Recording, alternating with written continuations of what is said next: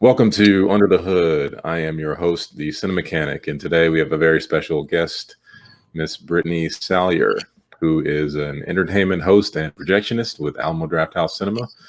How you doing, Britney? I'm doing good, and I'm glad to be here. Great, great. I'm glad to have you. We have a bit of a background at Drafthouse. Drafthouse is a movie theater, cinema slash restaurant, and they host all kinds of special screenings and events. And it's one of the most well-respected, at least for audiences, theatrical experience around. Can you kind of tell us a little bit about, because there's some people who may not know much about Drafthouse because unfortunately Drafthouse isn't everywhere. Could you just kind of give a basic rundown of what the Alamo Drafthouse is? Oh, I'd love to. I feel like if there was like if I could get a degree in something, I feel like sometimes it would have been the Draft House. I love the Alamo Drafthouse. It's obviously it's a brand to a certain extent now, but I think what made me initially fall in love with it was just the culture around it. So kind of like you were saying, this it's so well revered from the audience perspective. And I wouldn't even just say like the regular audience perspective, but very specifically like a film nerd or a film, a cinephile's perspective. It's really loved and cherished. And that's because I think a lot of it has to do with one, we, as a projectionist, I know this, but we have an extreme reverence for exhibition. So the fact that we have projectionists on staff is actually a big deal. And that's like not just to run 16 millimeter or 35 millimeter or 70 millimeter, but even for just our regular day-to-day Avengers movie showings. Like we put a lot of effort into making sure sound quality and visual presentation, masking, all of that is exceptional. On top of that, because we do love film and cinema in general, we have lots of retrospective screenings, lots of screenings that are very atypical and niche. We have like Terror Tuesday and Weird Wednesday, but then, based on movies that are coming out or what's going on in the world, we also program lots of really interesting, culturally specific and relevant films and filmmakers. We do lots of interactive events with producers and directors and stars. And yeah, it's just really a full experience for people who truly love film and want to be a part of it. There's also, the more as we expand, there's, we've got theaters where nothing interesting like that happens, and it's just a place where you go and you eat chips and queso while you watch a movie.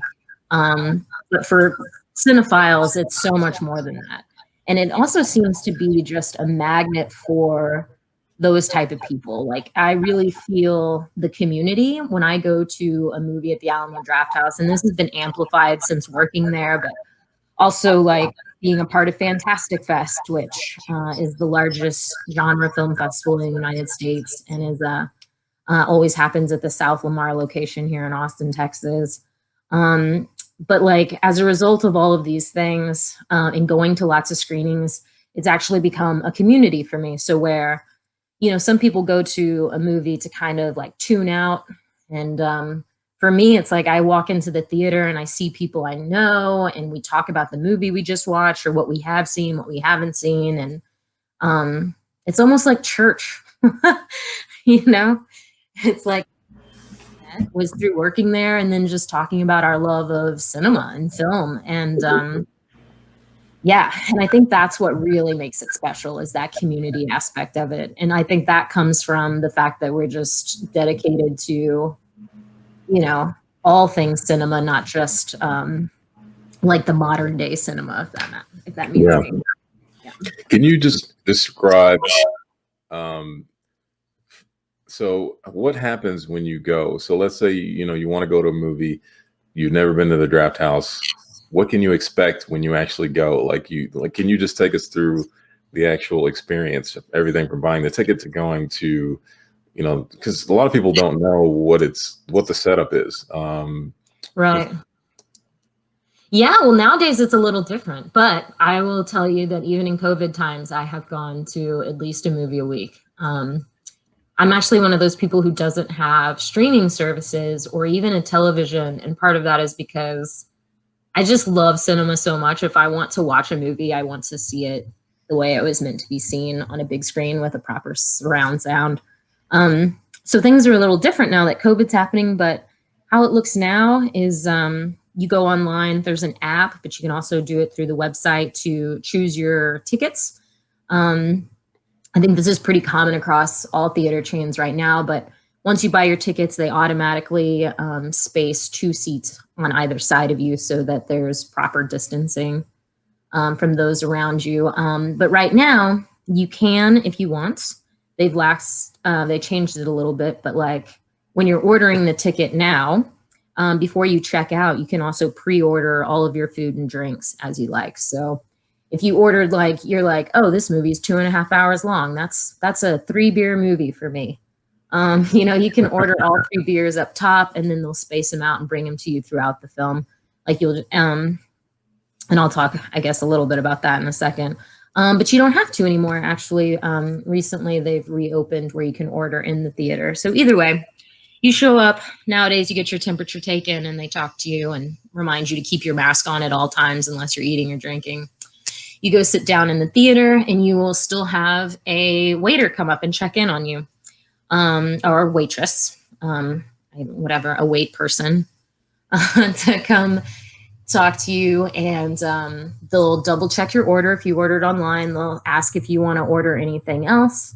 They'll let you know how ordering works, how ordering works at the Draft House if you haven't ordered online is you'll have a menu at your seat, and throughout the movie, whenever you want, or you can do it all at the top of the movie, again, however you like. You have these pieces of white paper, and you have little pins, these little mini golf pins, and you write down the food or drink that you want off the menu on there, and then you place the order card, and there's a railing in front of you, so it kind of looks like a little flag. And throughout the movie, if you put one up, a waiter or waitress will silently run by and pick it up, and then your order will follow, and you know, in the time it takes to get ready. And just to interject, one of the things that Draft House emphasizes to their employees is when you are in the theater, especially when the movie's going, you're a ninja, right? Can you kind of go into that a little bit? Yeah. So, I mean, they're very big. I think they got some national press a while back, but they're very adamant about no talking or texting, and keeping your cell phones and your devices. So like smartwatches, make sure they're all off or silent so that they're not going to be, because I think people's immediate reaction is to like, oh, well, if I'm going to look at a menu during a movie, I need to pull out my cell phone and turn on the flashlight. But all the theaters underneath the table, each kind of theater has a different table situation, but there's a light underneath the table so you can read, your menu, and there's no need to turn on external lights. And then there is a very strict no talking policy. So the no talking policy is, you know, we'll give it, if anybody is disrupting your enjoyment of a movie at any moment, you can write it on the same order card and just put it up, and the waiter will take care of it. Ask the party or the person or whoever it is disrupting your experience to take it back a notch or two. If they continue to be disruptive, then a manager will kick them out, I guess, escort them out of the theater, and they will not get a refund. So a little bit about the ninja stuff with the waiters and waitresses, the wait staff, is because same sort of thing. They don't want them disrupting the movie at all. And so there's a level of disruption that's going to happen because they are running food back and forth. But once the movie starts, the wait staff is, you know, they're encouraged to duck and to be quiet and to be seen and heard as little as possible, basically. Yeah. I know in the times that I've gone to Draft House as a spectator, is once you're watching the movie, the way it's set up it's quite engrossing. And there are times when I literally hardly remember any of the wait staff in the theater because they're ducking most of the time. They're wearing black, which helps. Right.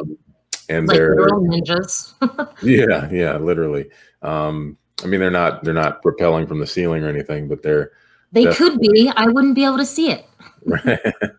But yeah, no, that's one of the great things about the Draft House is, it's everything is geared towards the experience, meaning, they understand that you paid good money for this ticket because theaters they're not cheap anymore. I remember the days when theaters were like, you go to the movies and you're paying like $5, $6 for a ticket. Mm-hmm.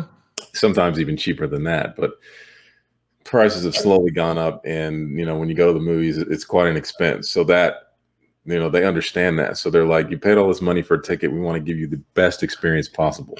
And Draft House is one of the few theaters that do this, which is very, very sad because the entire industry is geared towards showing movies. So it's like, let's say you have a dinner party, or actually we got like a dinner party, and when you're preparing that, everything is geared towards your guests having the best experience. Like everything, you're very particular about it. And I'm amazed at how many theaters just don't do this. Right. It's to them, it's four walls and a screen and some popcorn, and they set it up in those terms, but they don't really regulate what happens once people get there.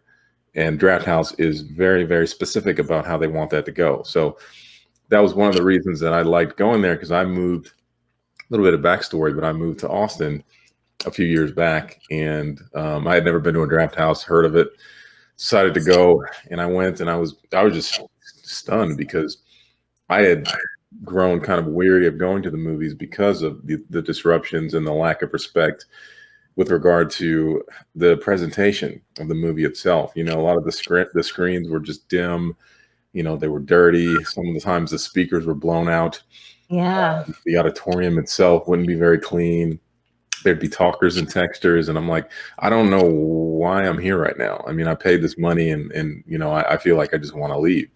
But when I went to Draft House, it was, I mean, in the times that I went, which was quite a few, there were almost no problems. And that's the great thing, is because people who go to Draft House know they'll be kicked out if they disrupt the movie. So you get just an exponential level of respect, because the theater respects the experience, and the people who go to the theater respect the experience, or else they know they'll be kicked out. So, go for it. I've gone to like, no names shall be mentioned, but I've been to more, one of the bigger theater, or a few of the bigger theaters since in COVID. And like in the Draft House, before the movie starts, there's a generally pretty funny homemade bumper about no talking or texting, or your projectionist will hurt you.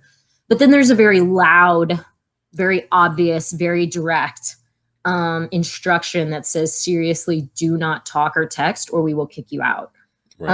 Before the movie starts. And having gone to some other movie theaters during these times, there's zero mention of no talking or texting, or and luckily I've had good experiences, mostly because when I was going to those theaters during COVID, no one else was, so I basically had private theaters. But I always think back to like years ago, one of the last movies I went to before I was like, you know what, maybe I'm not going to go to another movie theater besides the Alamo Drafthouse, was because we were watching a movie, and like in the middle of the movie, and I swear I think it was like Fast and the Furious 2 or something. It was Too Fast, Too Furious or something, right? And it's like a late showing of it, and someone answers their phone like 5 rows in front of me. And they're like, yeah, they're like talking audibly to where we can all hear them. They get up out of the theater, walk out, and then come back in with a child in a stroller, and then finish the movie. I was like, what is happening? Like, I think that's bad for children's ears. Also, like, answering the phone call from clearly your babysitter to go out into the lobby to pick up your child, to then bring it into a movie theater at that late. You know what I mean? I was just like, wow. Yeah. And it's not like, I'm sure if I had gone outside and been like, I can't handle this, and asked for my money back, maybe they would have given it to me. But at the same time, it's just like, yeah, I mean, how it is, I guess. It's interesting, the types of movies that come out draw certain crowds, because when I worked there at Draft House, because just skip ahead a little bit, I ended up getting a job at Drafthouse as a server. First, I was a runner, and then I was a server. And you get to see everybody. You get to see the crowds, and you get to see the types of movies that bring certain crowds. Now, when you said Too Fast, Too Furious, I immediately knew the type of crowd you were going to talk about because, and this is no disrespect to people in general, but the later showings of the more sort of, blockbustery kind of movies would bring in, stoners and, drunk people and, people who would just don't care. And, they're it's 11 o'clock at night and they're like, hey, let's go see a movie. And they just, so there were quite a few experiences where like, if you knew you were going to work a certain movie, you just had expectations that you were going to have to possibly instill some things to certain people.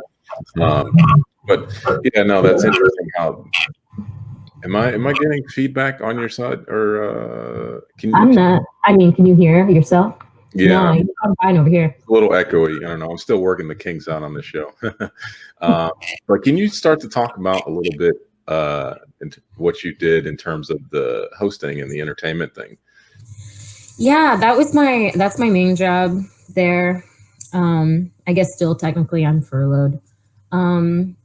But it was one of the things that I think sets the Drafthouse apart for sure. When I first started, I was just basically on the entertainment team, which meant that, I was basically a hired performer to get, because we do music, video, dance parties, but we also do interactive screenings of movies. So the biggest one, like the most notorious or infamous, if you will, which if life was as it was last year or any other year prior to this, I basically lived in a Jovi the Elf costume for all of December. I would just do screenings of Elf. I've seen the movie Elf so many times, it's unreal. I think I can quote every line of dialogue, like the most innocuous line of dialogue. It's in my head somewhere.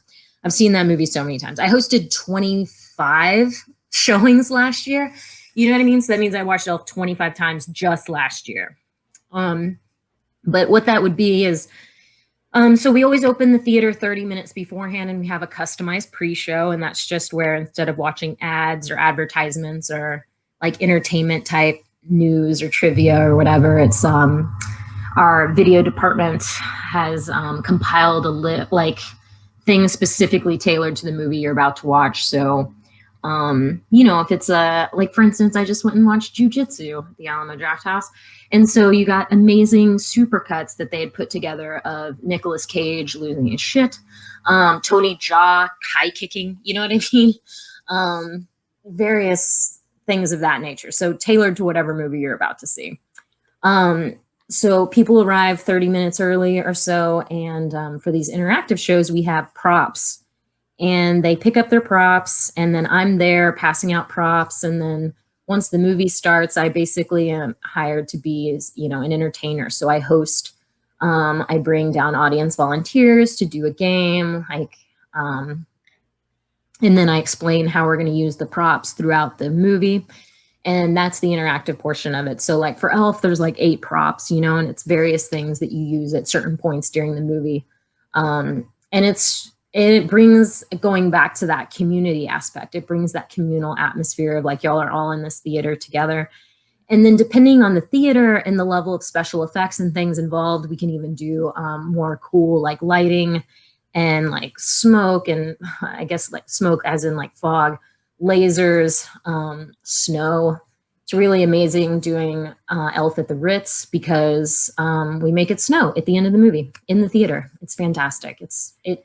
Honestly, I've done it so many times and it's magical every single time. So we create this, this experience. So it's basically, I've heard Tim League, the owner, founder, talk about this in the past. But we as Alamo Drafthouse aren't competing against a Cinemark or an AMC. We are competing against like going to a night of stand-up or going to a play or something like that. So really trying to make it more of an experience, not just a movie experience. So like something even beyond that. So hosting those was really great. So a lot of audience interaction and participation, and they're just a lot of fun, and you can quote along with the movie. And yeah, there's people that I would see every year when I would host Elf. You know, they're like, this is our 5th year, or, you know, in a row or whatever. It just became like a family tradition for them to come and do. And so that was really cool. And so I keep using Elf as an example, but before Disney bought, who did they just buy? Fox, right? Fox. Before they bought Fox, we used to do like Moulin Rouge was a huge one we did. Which I had never really, I'd seen Moulin Rouge, but did not have nearly as much respect for it as I do now after watching it as many times as I have. But I mean, we basically took the framework, and I'm saying this was all of my bosses and predecessors, took the framework of these Rocky Horror Picture Shows that existed, where these people would come and they would yell back at the screen, and they brought their own props. And we do Rocky Horror Picture Show. But we basically took that model and just trying to extend it to other movies that we love and that we want to celebrate. Sometimes we get to do it with newer movies too, which is really cool. But we also do other fun things. So that's like the more interactive, like more entertainment kind of aspect. But the other thing about the Draft House that I love, and this was always kind of what I was gunning for when I got hired, was like I had talked about earlier, like the programming staff will, you know, if let's say a celebrity passes or something like that, then they will program maybe like films from that celebrity, you know, like kind of on the fly. And or, you know, if like last year, Moldovar's new movie was coming out, and so they did like a retrospective of some of his major films over the past, you know, 20 years or 30 years of his career. And that's where I get to be like really dorky, where I get to walk up in front of a movie and thank everybody for coming and telling them. And then I just get to talk about why it's significant that we're watching this movie, why it was significant when it came out, why we're watching it now, what still stands out about it, you know, that behind the scenes stories or the cultural significance of it. And I get to be really dorky about that. And I love that. And then that also creates a conversation oftentimes after the movie. You know, we're up and talk to me afterwards, or talk to each other about it. And so that's another way that I think it brings like that community aspect into it I was talking about. And then going beyond that, we have the Rolling Roadshow arm, which I was really involved with and really, really love. I love that whole crew. But basically that was their special events arm. So the Rolling Road shows were, those happened back in like the 60s and 70s. And they've basically, they can turn any outdoor space into a theater. But they do it around specific events. And so they make it to, I mean, the one that's the most famous that we do is Jaws on the Water. And that's where in the summers, usually, we get a space. You know, the last few years it's been at a water park, and we have the big blow up screen there. But for 2 hours, 3 hours before the movie starts, included in your ticket is coming and hanging out at the water park. And then there's a team of makeup artists there who will paint you up like you have bloody bite marks, you know, and have been chomped out of. There's, you know, sand sculptures, and there's games, and then eventually it all, you know, culminates when the sun sets. Everybody gets in a tube, their special Jaws on the Water tube, and watches Jaws in the water. So from the water, looking at the screen. And what even makes that even creepier is that we hire divers that go around, and basically they never touch anybody, but they'll like, you know, like release bubbles and stuff like occasionally underneath people and scare them throughout the screening. So it's a lot of fun.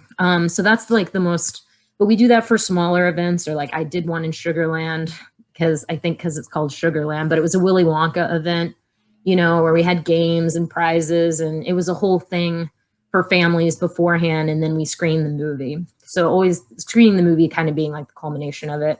The other thing that we do for Rolling Roadshow that I love is we do an adult summer camp, and it's always themed, and then based around that theme is they basically show movies all night. So it's like during the day you're doing camp activities, uh, and and then at night you're watching movies all night, and it's a weekend of just a ton of fun. It's my one of my favorite events of the year, and yeah, so it's like going to summer camp, but then you get to stay up all night and watch movies. And we are the draft house, so there is for legal adults lots of drinking involved if you want there to be. Um, but really, it's just yeah. I keep going back to the word community because that's what it feels like. But that's a lot of what I did as a host, and that was what was most personal to me and what I really love is my favorite part of being a part of the draft house. Yeah, cool. Can you talk a little bit about what drew you to do that? I mean, was that something that just came up, or did you know about it and really gravitated towards it, or how did that get started? It's a few things. I mean, kind of like, I guess we're a little backstory. I mean, I chose to move to Austin very specifically because of the Alamo Drafthouse, and the Austin Film Society. And I ended up going to UT, and at UT, there was a film program there. I didn't get a degree in film, but I took a lot of classes in film. And so I moved here really specifically because of that. And then when I got here, just going to going all the time, becoming a part of that community, I always kind of like idolized, which is funny now, but like I want to be the person who gets to talk on the microphone and talk about these really cool movies or be a part of that. And then completely separate of like me being my love of film is completely separate than just other aspects of my life led me to performance, specifically performing like improv and sketch comedy around town and helping produce a comedy festival. And so as a result, I was really entrenched in the comedy community in Austin, and just kind of in there was a lot of crossover there. There's a lot of improv or there's a lot of comedians that are deeply into film as well. And it's just like kind of, as it worked out over the years, just eventually I had a friend who got a job as a host. And then when they were looking for new people, just kind of put my name out. God. I was like such a dork. I was like, yes, I will work for the Alamo Drafthouse. And yeah, and then I mean, to me, it doesn't feel like work. People, they would always be like, "Oh, you're doing so much. We really appreciate it." And I was like, "Man, this does not feel like work to me. I will do 4 shows a night if I have to." And I just really enjoyed it. Like I really enjoy not just the culture of the audience culture and entertaining, because I am a performer, so I enjoy that. But also like, getting to know all the venue staff and all the projectionists, and I guess I'm an extrovert. Speaking 'Cause of, oh, sorry, go ahead. oh no, I was gonna say, because I definitely just, being around people, I guess, is really all it took for me to just be like, I'm in. Right. I was gonna ask, because you brought a projectionist. What made you transition into that?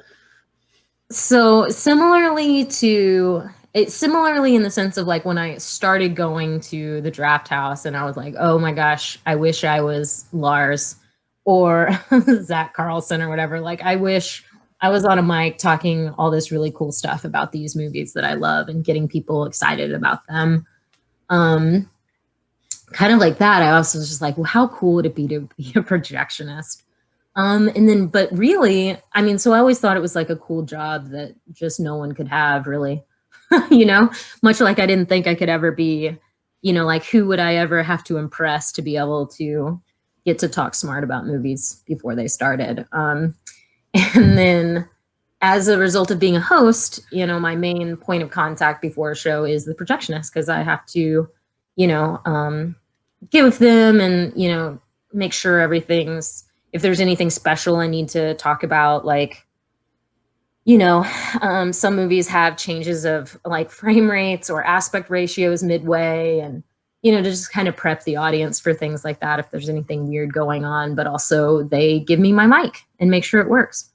And so I just got to be really friendly and really close to all the projectionists and the projectionist team. And, you know, just like with everybody else, it was another person I could just talk endlessly about film with. And yeah, I was such a big fan of the projectionist, which I guess wasn't necessarily, I guess that was somewhat atypical, I should say. That when they were looking to hire new people, specifically, mostly they just needed kind of like extra hands on deck for things like Fantastic Fest and South by Southwest. And they were like, "Would you be interested?" And I was like, yes. Oh my God, yes. And so I was really at the beginning of my projection journey. I hadn't even been a projectionist for a year when COVID happened. But that was my weird way of getting into the projection aspect of things. And I still love it and want to get into it more. But as far as as far as like the jobs with the draft house go, I'm definitely more geared towards hosting. And I just have an extreme reverence for projectionists. You know, a lot of it's automated in that regard, but like I would love to be able to run film. That just seems so cool to me still. And I'm still, you know, I still get really nerdy about it and love like even just being up there helping them rewind the film and stuff like that while the movie's going on. I just still really, really enjoy it. But I think just the human aspect of it, I'm a better host. Like you spend a lot of time alone in a projection booth. Right. Unless I'm hosting your show and then I'm bothering you a lot of the time. But I have an extreme reverence and for projectionists. I just think it's super cool. Yeah, it is. I mean, it's a great gig. So there's been a lot of stuff going on with obviously COVID and the pandemic, and there's this recent bombshell that happened with Warner Brothers. They've announced that their entire 2021 slate of movies is going to go straight to HBO Max, their streaming service. And basically that was a huge blow to theaters because theaters are kind of on life support right now. And their decision to do this is going to seriously cripple that industry. Yeah. And one of the reasons I wanted to have you on was because, you know, I'm trying to dig deep into why theaters are important and why we need them around in the numbers that we do. I think that it's, you know, it is like a religion to a lot of people. I think it's there's a big difference between watching a movie on a big screen and watching it even on like a 70-inch, you know, OLED flat screen 4K television. You know, an OLED looks great. I have one. I have a 55-inch OLED 4K. It looks fantastic, but it still does not replicate the experience, the impression that you get when you go to a theater. And that doesn't even include the audience aspect, which is this kind of shared dream, this kind of shared emotion. You can feel almost emotion waving through an audience at certain points during a movie. You don't necessarily get that at home.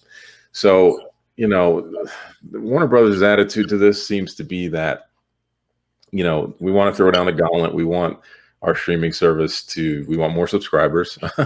So, you know, we want their emphasis seems to be more on streaming. And that's fine. And no one's saying that streaming is bad or streaming should go away. But I think streaming only benefits from an exclusive theatrical run, because when a movie comes out and when a movie is going to come out, the anticipation is very high because people know that it's coming to a theater. So the movie comes out, it's in a theater, let's say it's good or even decent.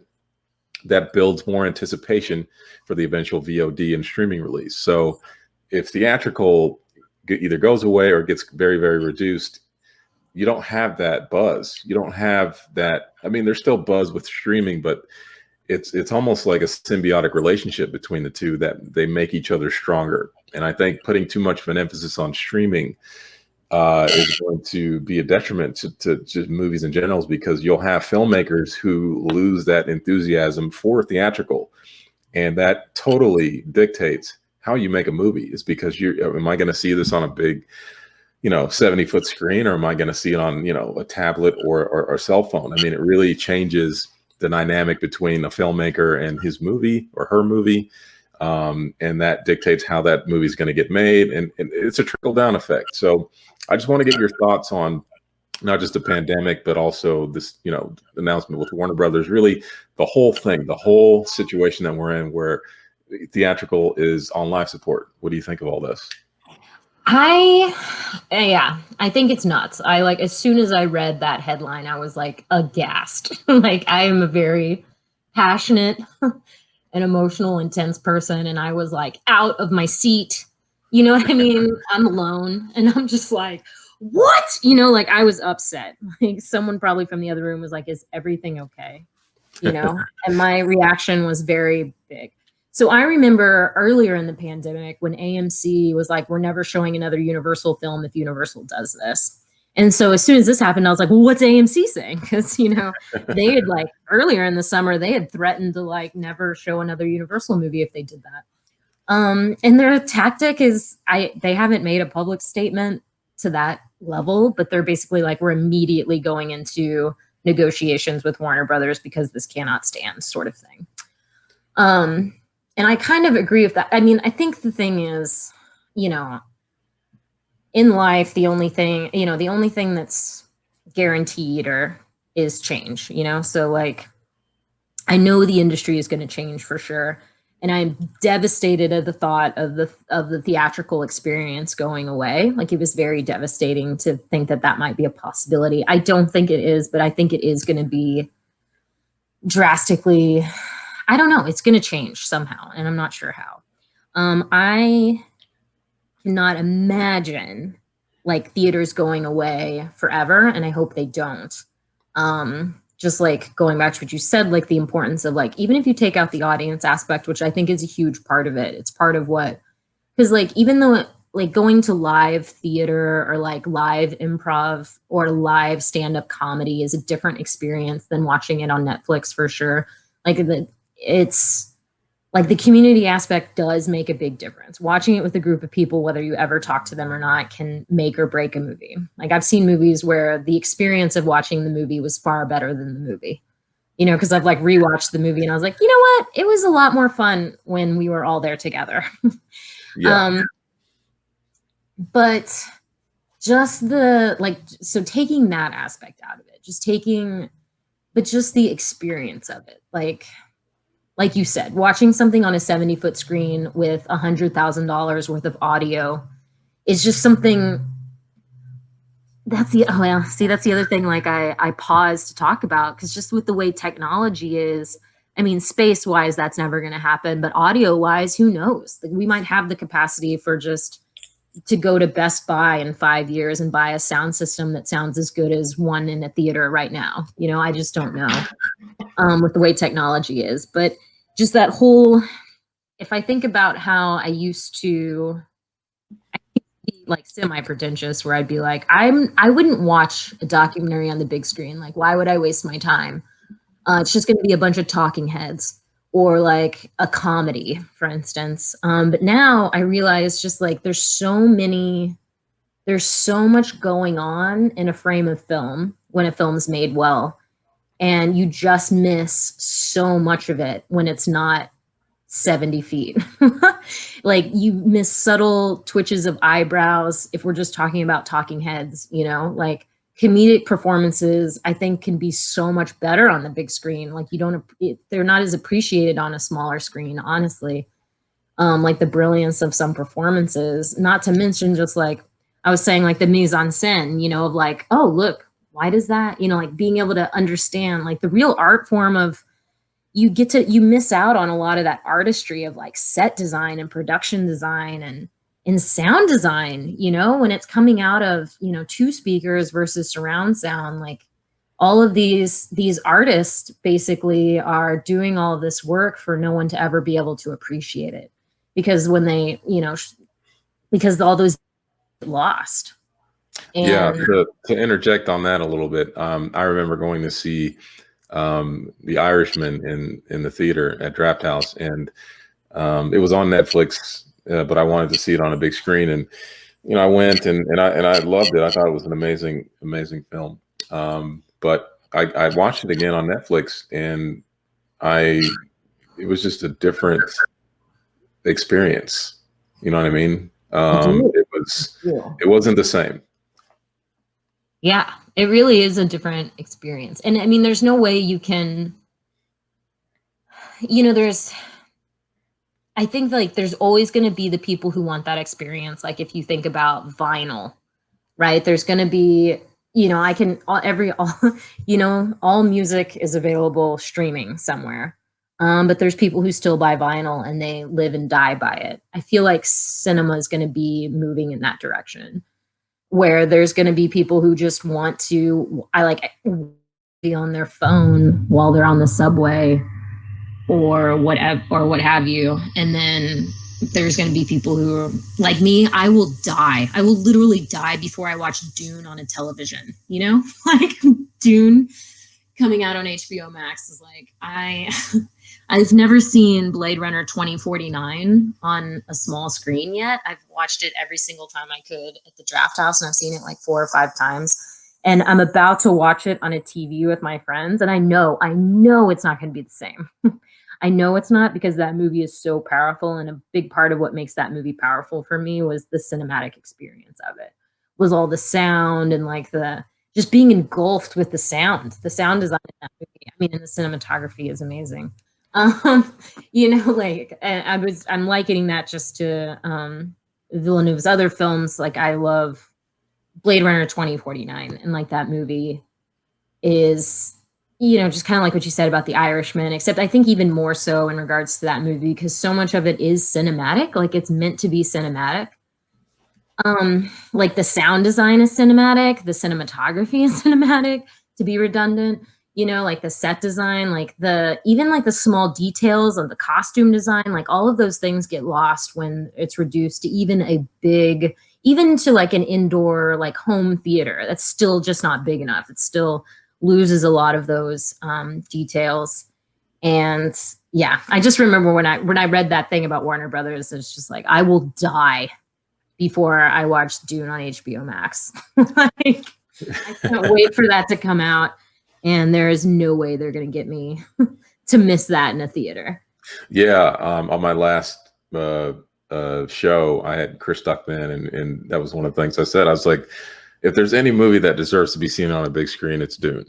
Oh God, yeah. And then it's going back to like 2049 or Blade Runner 2049. Just like his movies are so encompassing, enveloping, engulfing, all of those things. Like I feel, even if I'm alone in the theater, I just feel completely surrounded by his movies. And you just don't get that from 2 speakers. Yeah. I'd be curious to know what are the number of times that people have had standout movie experiences in a theater versus just at home, because I can name tons of them being in a theater, having very memorable experiences, but there's very few I can name at home, meaning it's not that I don't like the movie when I watch it at home. It's just the impact isn't as there. So the memories become a little bit blurred. Like I can remember certain movies I watched on Netflix and Amazon or whatever, but then, and I can sort of just remember it a little bit, but then I'll remember something like going to see Face Off or Independence Day or, whatever, just these big, small movies too. I remember seeing Sofia Coppola's Virgin Suicides at a theater, and it was actually, I think it was before Drafthouse. It was way back in the day, and me and a friend of mine, it was like this dinner theater almost type of deal. Like they would serve you food, and it was just, I mean, the movie itself was great, but the experience it just really stood out. Mm-hmm. And there are very few instances that I can say that the same experience happened to me watching something at home. I think the impact is definitely diminished. I think you get the intention of the filmmaker to a certain degree at home, but I don't think you get the full impact. Yeah, I agree. I mean, and there's also, and I think somehow this kind of popped into my head earlier too, but there's also like at home, I can pause a movie to do something. Like I can easily be doing something else or not have my full attention there. But when I paid X amount of money and it's blown up so big in front of me, like it demands my attention and my focus. And if I have to go to the bathroom, I have to miss part of the movie, you know, so like there's part of that experience around it that also makes it more meaningful and impactful because it's just, yeah, I've got to be present for it, basically. Whereas when I'm at home, I can pause, I can run around and do something else. The dog can bark and I have to take care of that. You know, like all sorts of stuff can happen. But then also, you know, I don't really invite people over to watch movies, but I will invite people to go watch a movie with me at the theater, you know? So Right. like also having that, you know, if I think back to what you were saying about if I think about the experiences of watching a movie at home with my friends that I remember, it's with other people. And it's either like where I've curated a movie night. And so every, you know, Tuesday night or whatever, we get together and someone brings a different film and talks about it. You know, it's something like that. Or it's where we watch a bad movie and make fun of it the entire time, you know? Right. You know what I mean? But it's still like that. It's where we're focused on it, you know. Yeah. There's like and to do that at home, it really needs to be like a group effort. You know, the movie theater, it's just much more like this is happening right in front of me, and if you can get distracted from that, then you know maybe you should talk to a doctor about Yeah, getting it, on crea- medication. Like, it definitely creates a certain mindset. I mean, you know, movie's not going to wait for you. It's going to do what it's going to do, whether you show up or not. If you want to go see a movie, at least, you know, before streaming, you got to, you know, look at the newspaper, or this is before the internet, and, you know, get in your car, use gas, drive. Sometimes it could be 10 minutes away. It could be 40 minutes away, drive, get there, park, get out, go get some concessions. You know, it's an entire process. Sit, find your seat. The movie's going to start.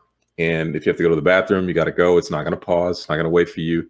And it's over when it's over. So there's a certain reverence to that. There's a certain amount of respect that demands versus the streaming model, which is more consumer focused, more sort of consumer friendly, which is fine. But I think that's where the fast food formula comes in. right. Well, and It's not necessarily better for you. And there's actually like a fair amount of like psychology behind this. So if you were to take away movie, like what you said, all those things are like commitments, right, to an activity. Like the financial investment, the time investment, the driving investment, the, you know, like all of that, and makes it an experience where, okay, so like take that out of it completely. I mentioned that I'm training a bunch right now. I'm training to be a professional wrestler. But anyway, I've known this, and there's lots of articles out there that support this, but like, especially in regards to like physical activity, you know, there's very few people who are going to stay at home. Like, yes, it is way cheaper to buy all your own weights and watch videos on YouTube for free and do it all at home.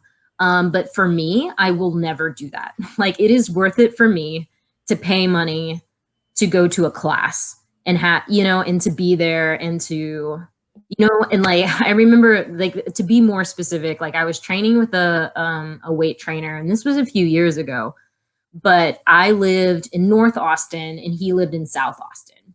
And it would take me 30 minutes to go down and train with him and to drive down there to train with him. So an hour round trip to just go spend an hour in this man's garage and have him, you know, show me how to lift weights. And I was always on time and I did it consistently. About a year into our training, I moved closer to him. I moved to like Central Austin. And so I was only like 10 minutes away from him. I was consistently late or just didn't show up. You know what I mean? Like even then, it was just like there's something about that commitment that makes it more worth it in our brains. You know, so like it makes it more I don't know. I don't know how to. I mean, I don't know. I'm not being very wise about it right now. No. I think you're describing it perfectly. It's, yeah. I don't know if there's a term for it, but there's definitely something there. Yeah, and so I definitely think that film and theaters. I mean, theaters are going to exist for sure. They might just take a step back, but I mean, you know, gyms. I mean, there's been gyms that have had to close for the same reason, right? Because people aren't feeling safe to go to the gym. you know, Yeah. it's going to take a hit. But I think it's going to exist in some capacity moving forward.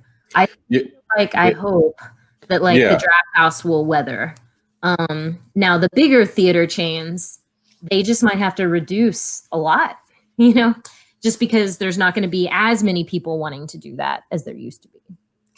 Yeah, I mean, once there's a vaccine, it's going to happen pretty slowly. People aren't going to go back immediately. A lot of people have PTSD over it. I mean, they're seriously. I mean, the psychological implications of what's going on, I don't think we're seeing yet, and I think we will start seeing it down the road. It's not a minor thing. So I think it's going to alter people's behavior in terms of where they're comfortable going and where they're not comfortable going. A theater, it's a large crowd type of deal, just like a concert or whatever. So I think that, it could be a situation where the studios will possibly start buying theaters or, create their own theaters, or because that the whole antitrust thing is kind of gone away. I wouldn't be surprised if Netflix or Apple swoops in and creates their own theaters, or maybe Amazon will buy AMC, or I don't know. I mean, because at that point they get 100% of the revenue. They're not splitting it with exhibitors. So I mean, who knows if that's going to happen? But I'm just spitballing things that might because it's going to be different. Like you said, the landscape has changed, and it's not going to go back to the way it was. So the studios are going to have to alter the money they put into movies. I don't know if we're going to be able to see the $1 billion blockbuster anymore. The Avengers Endgame may have been the last major big movie. Again, it might not happen, but I wouldn't be surprised if it does. So yeah, I don't know. I mean, it's kind of a, I don't want to say scary time. It could be scary for some people, but I want to say that it's an opportunity to get a little introspective and figure out, like COVID sort of forced me to start this YouTube channel, because I was, looking for things to do, and I love movies and I wanted to talk about them. So I was like, well, let's start this YouTube thing and see what happens. And I really like doing it. So a lot of people might decide that, hey, I really did like going to the movies, and when they open up again, I'm going to go more. Maybe some people will decide, hey, I hated it because talkers and texters and rude people. So that's where Drafthouse comes in, and it's a shame that it's there. Drafthouses, they're all over the country, but they're not as well spread out as, say, an AMC or Cinemark or. Yeah, that's part of the major thing that I think that a lot of people are going to be thinking about. Yeah, for sure. Hey, that's definitely, I like that you mentioned PTSD, just because I always think stuff like this is fascinating, just seeing how it plays out. And, 20 years from now, basically, like the kids who are growing up right now with their parents being super helicoptery and, and they're not allowed to play with other kids right now. And I'm interested just to see, like, coming back to film, just how all of these things are going to show up in film. Are we going to have even more zombie movies now? I don't know. Yeah, I think we've got enough zombie movies. We definitely do. Well, that's, I mean, the zombie movie thing is kind of fascinating because it kind of is a little bit, prophetic in terms of how it predicted because zombie movie, it's like, everything is literally get away from me, like I don't trust you, are you going to turn on me? And we're sort of in an environment now where it's you're looking at people sideways and going, does this person have something that I might catch? Yeah, and there's always the person who thinks that they're not going to be affected by it, that they somehow are different, and then it's like, of course, one person brought their infected loved one because they thought that what I mean? You're just like, because sometimes you watch zombie movies and you're just like, oh God, really? Like, and then now that I'm living it, I'm like, yeah, this is how people react. Yeah.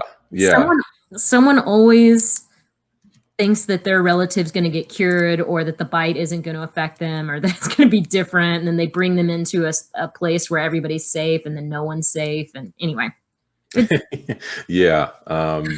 No, for sure. So do you think, I mean, so what's your position on, are you going to go back if once, Draft House opens more theaters? I mean, I'm saying this with the understanding that nothing is going to get screwed up too bad.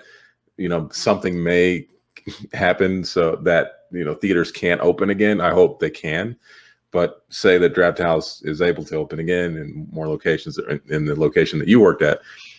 How has this affected your, I mean, do you still have the same passion for what you were doing, or are you going to do the wrestling thing full time, or I don't know? I mean, I will go back to if the Draft House will have me, I will go back in a heartbeat. I love film. I love cinema.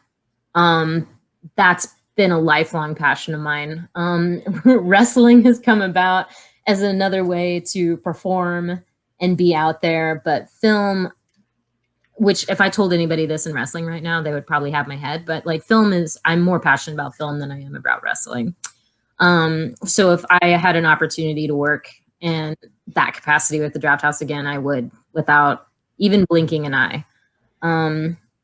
I love it so much. And I think, here I am trying to make my case, to the company itself about how important I think our position is for, I mentioned a lot of these things about, bringing up conversation and making it feel more personal and, making it feel more like community. And, I've sent a few emails being like, I think it's going to be important that we have people assuring people, like not just, in video or whatever, but like a human person assuring them that we're taking every precaution available with their health and safety, but also them verbally, like human to come back and visit us again and to support the industry, not just like the bigger, broader part of it, but like the servers, the runners, the people who are working there, the concierge, like being there to support those people. And and just, coming back to love movies again and interact with them and it to be an experience again. So I will ride or die with Draft House on that for sure, if they will ever have me back. As far as like going to movies, like I said, I haven't really, it's not that I haven't stopped, because I have, obviously, like all movies theaters shut down for a while, but I still I don't have streaming services. So like, if I don't go to a friend's house to watch something, together with them, then I go to a movie theater to see it. And if it's a movie, I just would much rather, you mentioned The Irishman, like almost anything that comes out on Netflix, I will go see at the theater. Because I want to see it at the theater. Even I have access to Netflix, but like I don't want to watch it on Netflix. I could go to a friend's house and watch it, but I want to see films theatrically. I want to see them big and bold, and that's what made me fall in love with them to begin with. Is that experience. So any part of being a part of getting, like, basically I love it so much. So any way I can be a part of that for other people, I am all for. So I will support theaters in any way possible. And if that just means I can't work for them again and I just need to support them with my patronage, then I will. Yeah. Speaking of going to the movies, I went to see Tenet in the theater, and I was alone. Yeah, it's very safe. Yeah. No, actually, yeah, it's actually really safe, because I was like, I didn't know what to expect. I hadn't been to the movies in forever, like literally months. And then I was like, I got to go see Tenet, and I was like, I wonder what to expect. And I went, and I was like, whoa, there's nobody here. And I was watching the previews, and I'm expecting somebody to walk in, and nobody walked in, and I was by myself. It was actually really fascinating, because I can't remember the last movie that I was by myself in. I don't think I can't remember one, seriously. So and watching such a big movie like Tenet which was Alone, yeah. which is a huge audience. It was meant to be $1 billion blockbuster, and I went and there was nobody there. So it was really bizarre, man. It was really bizarre, and I had to tell them to turn it down because it was super. I mean, there's a lot of controversy. I made a Tenet video about the sound mix, sound mixing, because it's weird because the movie was super loud and loudly mixed, but the dialogue you could barely hear. It was really bizarre. He likes to do that. I don't know if you remember, but when Dunkirk came out, it blew the speakers in several of the draft house, like where they had to like new speakers. Yeah. Because the sound mixing was so intense during like the war scenes. But then like in order to balance out with dialogue scenes, like Christopher Nolan has a very long history of interesting sound mixes. Oh yeah. He apparently doesn't like ADR, doing looping, like, recording dialogue later. So they used the on-set dialogue. So you have to kind of work with that, so you don't get the clarity. And you can hear it in some of his past movies, but I think Tenet was, and then they took it even further and they put sound. I don't know. There's just some weird rumbling or something going on with the mix, and like I can't tell you what it is. I just was like, I don't really get what they're saying. Right. I mean, honestly, I was like, this is awful. I mean, I felt it way more in Tenet than I have in any of his other movies. Yeah, because I was in a theater, so I could hear. It was super clear. The unclarity was super clear, which is weird to say. Right.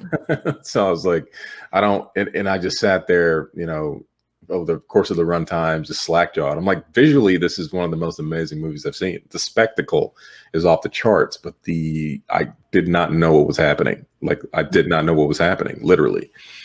So anyway, that's interesting. And the Tenet video I go over, it's an ironic twist, because what drove people away from theaters in the first place was the experience of people talking and texting and all that, not being able to be sucked in the movie. And then Nolan makes a movie where it's almost impossible to get involved with it on a plot level.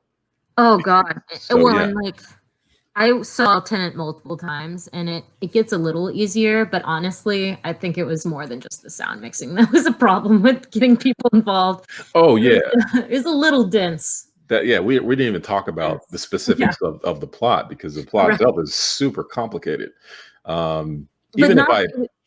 Even when you hear it, because I saw it enough times to where I could hear it eventually.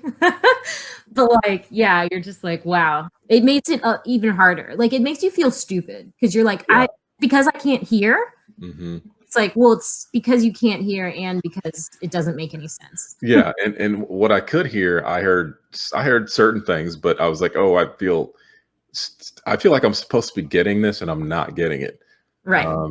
But then I was like, by the end, I was like, no. I see what's happening. I could tell nobody's going to understand this. And sure enough, I get home and I look up all the Tenet, because I had been avoiding spoilers, so I hadn't been looking up Tenet stuff. So I got home, looked up Tenet, and it was all there. Like, oh, no one knew what was happening. Yeah. And that was, and you were talking about experiences with movies. Like, that came out over Labor Day weekend, which was my birthday. So I bought 10 tickets, took a bunch of my friends. And the best part of watching Tenet for the first time with all of my friends was the hour and a half we spent just railing on the movie after it outside in the parking lot. That was so much fun. Just like, did that make any sense? What was going on with the dialogue, this, that, and the other? And then, of course, I had more appreciation for it. But like, that first time was just I'll always remember how fun that was, Oh, that reminds me, you should talk a little bit about the post movie experience at Draft House, because a lot of Draft Houses do have a bar where you can go after the movie, have a few drinks or whatever, and talk. There's a space specifically, they've thought it out. They're like, we want to encourage them to have conversations about the movie. So a lot of Draft Houses do have bars. Yeah, like, specifically you get out of the movie and you go to the bar and you talk to people, or you head out to, like I said, I sit out. They have outdoor seating areas and stuff like that too, where it's just like it's almost tailored for you to hang out and talk about what you just watched, which is, again, this is I mean, I guess I shouldn't say again because I don't think I've said this yet, but this is a movie theater like founded by and designed by and ostensibly run by people who love film, so it's like, what are all the things they love about film, and creating the thing that they love so much, being able to kind of mass produce that to a certain extent so other people can have those same experiences. And so, like you said, kind of setting up those systems in place where people can do that more easily, like having a bar right there, or there's like at the South Lamar, there's a bar and there's a lobby bar. There's two bars you can, or there's a large outdoor area where you can sit, especially if people are smokers or whatever. There's like these sections where people can go and engage with the movie more. Of course, a lot of people just get in their car afterwards and talk about it in their car, but there's like they've specifically designed it to where people are encouraged to stick around and chomp over the movie, whether they loved it or they hated it or somewhere in the middle. I have a friend who, after every movie we see, she always asks like to everybody who was there, she's like, 3 things you loved about the movie. And then like 3 things you hate, you wish would change about the movie, and I mean, hated's maybe a strong word, but like 3 things you would change or you didn't like so much. So it's basically taking that game and trying to, and so even with a host, after a movie, sometimes being a host gives people, if I would specifically do this, we weren't trained necessarily to do this, but I did this, but I would try to stand visibly in the lobby afterwards in case people wanted to talk about it. Or I would just say that I'd be like, I'm going to be out in the lobby. If you want to talk about this movie, I'd love to, get this conversation going. And some of the other, especially the more the programmer hosts, they were really good about doing that. And then eventually, like you said, you start getting that community of people where you start seeing these people at movies all the time. Eventually you strike up a conversation with them, and then it just kind of builds on it. Yeah, absolutely. And one of the things I did as a server is, you go and introduce yourself and, get people's orders, but you can also talk to them. You can also, you don't want to spoil the movie, but you're kind of like, hey, you've been here before, and did you see that other movie? Oh yeah. Or sometimes you'll run into somebody who's seen the movie 5 times already, and you kind of talk to them, and you try not to be too loud because you don't want to spoil it for other people. But remember that part where, oh yeah. So it does create, again, it's specifically designed to create a dialogue around movies and around the passion for watching movies. So it's not just being a server like in a restaurant where you kind of, like in a restaurant, you would, maybe talk to people about their day, but this specifically, you're there, you're at a movie, so you can talk to people about movies and things. So yeah, no, I think it's a great part of Drafthouse. Yeah. Or like, or even this is also kind of part of it too, is like when big movies come out, like when the Avengers came out, they put up signs in the lobby that are like, be quiet, like don't spoil the movie for others. Cause you're leaving, like keep your thoughts until you get to the bar, until you get outside. Because we want you to talk about this. We just also don't want you to, going back to the user experience, we don't want you to ruin it for the next person. Yeah. Big movies come out, it's like they're just coming and going the entire time. So it's like if you walk out the theater being like, I can't believe that. I can't imagine, when Empire Strikes Back came out, what those lines were like when people were coming out of the theater and they're like, I can't believe Darth Vader is his father. And you're like, oh my God. So if Drafthouse had been around back then, they probably have signs everywhere saying, do not spoil it. Yeah. I feel like for the new Star Wars movies, I think it said something like, shh, do not disrupt the Force, and just quietly or something like that. Yeah, absolutely. And I just want to let people know who are listening, you can actually go on YouTube and watch these Alamo Drafthouse public service announcements, the things they put at the beginning of the movie to kind of cleverly poke fun at, people who talk during movies and the fact that you shouldn't talk. There's some really clever ones, and you can look at them on YouTube. Yeah. Yeah. One of my favorites was God, there's so many, but there's one where I don't even know what the name of the movie was called, but it's this really old. You know, the one where the girl comes in the room, shoots the guy multiple times, and it's in slow motion. Oh yeah, and it's Yeah, just yeah, ah, yeah. Yeah. And the PSA is, so basically this is woman, she comes in with a gun, shoots this guy, and he's dying in slow motion, meaning every single time she shoots him, he goes ah, and then he's twisting and turning in slow motion. He just does not fall. yeah. And on the PSA, they say every time you talk or whatever, like this guy gets another like agonizing bullet hit or something. And it's just, I'm not explaining it very well, but if I think it's on YouTube, you can go and watch Alamo Drafthouse PSA, a gunshot or whatever. You know, use your imagination with the keyword that you put in there. But Endless shooting, slow yeah, motion. Yeah. shooting, slow motion. Yeah, no, but there's tons of them. And there's one where this kid, he's like, I want you to get the fuck out of here. Yeah. Get out of here. Yeah. I love that. I think about that one. I was actually just thinking about that one the other day because I'm doing like a Zoom show this weekend, and it was favorite character entrances, and I thought about that PSA. I don't know if that's the first time you see that kid in that movie, but in my head, like this huge child that says, "Get the fuck out of here." I was like, man, I hope that's their character entrance. But I've never seen whatever movie that was, but I've seen that PSA 1,000 times. Yeah. There was one, I just did a video on Black Panther, and there was when Black Panther came out, the PSA was Chadwick Boseman just staring into the camera, meaning staring at the audience with some music in the background. And he doesn't say anything, he's just staring.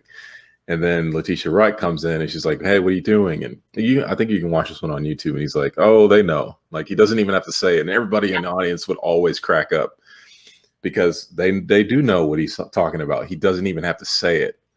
And then it cuts and then goes to black, but then it goes back. And he's like, still watching. And then it's this idea that T'Challa he's got his eye on you. So they would always do really clever stuff like that. Right. And there's a lot of things about it that it's small things, but they make it really special. Like the PSAs and then I just think like having all of those servers love movies, like you were saying, or how I would come in and, they'd be like, oh yeah, did you see their last movie or whatever? And I'd be like, yeah, oh yeah, I love their last movie, and that's the conversation I can immediately have with the server, so it's like it's already a more personalized experience because we're all there for kind of like this singular reason. Yeah, one of my favorite things as a server to do was to greet people who had never been there, because you get to see the progression on their faces when you explain how it works of, oh my God, I can't believe there's a theater like this. So I mean, it's literally like, you introduce yourself. Hey, you've been to the Draft House before? If the answer is no, you talk about how it works, and you order cards, and you can write down whatever you want. You can write down, hey, this guy next to me is talking, and some, you could poke fun and say, you could point to their wife or something and say, hey, my wife won't shut up, or stuff like that. And then, you show them that some people don't even know there's a menu because the menus are under the table. So you pull the menu out and they go, oh, their eyes lights up. Their eyes light up, and they and they look at the menu, and it's all this like great food, and and then they're just kind of overwhelmed, and it's great because you can see the impression that the experience has left on them, and hopefully the movie's good, so that they'll want to come back. But that was one of my favorite things, is people getting introduced to the Draft House experience.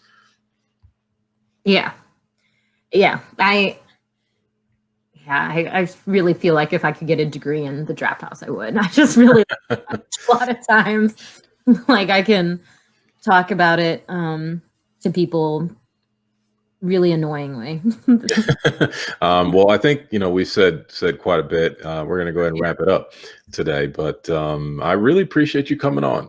Yeah, thanks so much for having me. This is great, and obviously it's one of my favorite topics. So